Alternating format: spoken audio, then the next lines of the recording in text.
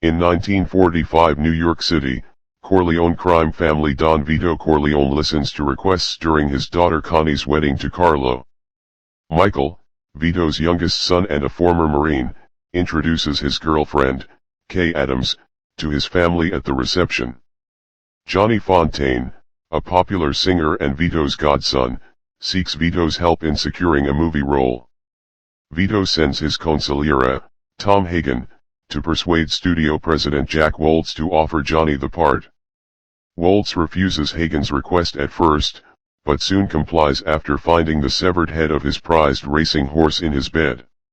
Near Christmas, drug baron Sollazzo asks Vito to invest in his narcotics business and for protection from the law. Vito declines, citing that involvement in narcotics would alienate his political connections. Suspicious of Sollazzo's partnership with the Tattaglia crime family, Vito sends his enforcer Luca Brasi to the Tattaglias on an espionage mission. Brasi is garroted to death during the initial meeting. Later, enforcers gun down Vito and kidnap Hagen. With Vito's firstborn Sonny now in command, Sollazzo pressures Hagen to persuade Sonny to accept the narcotics deal. Sonny retaliates for Brasi's death with a hit on Bruno Tattaglia.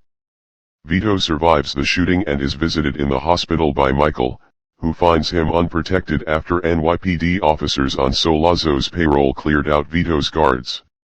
Michael thwarts another attempt on his father's life but is beaten by corrupt police captain Mark McCluskey. Sollazzo and McCluskey request to meet with Michael and settle the dispute. Michael feigns interest and agrees to meet, but hatches a plan with Sonny and Corleone capo Clemenza to kill them and go into hiding. Michael meets Sollazzo and McCluskey at a Bronx restaurant. After retrieving a handgun planted in the bathroom by Clemenza, he shoots both men dead. Despite a clampdown by the authorities for the killing of a police captain, the five families erupt in open warfare. Michael takes refuge in Sicily and Frito, Vito's second son, is sheltered by Mo Green in Las Vegas. Sonny publicly attacks and threatens Carlo for physically abusing Connie. When he abuses her again, Sonny speeds to their home but is ambushed and murdered by gangsters at a highway toll booth. In Sicily, Michael meets and marries a local woman, Apollonia, but she is killed shortly thereafter by a car bomb intended for him. Devastated by Sonny's death and tired of war, Vito sets a meeting with the five families. He assures them that he will withdraw his opposition to their narcotics business and forego avenging Sonny's murder.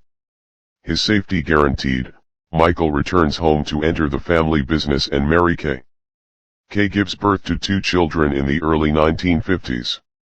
With his father nearing the end of his life and Frito not suited to lead, Michael assumes the position of head of the Corleone family.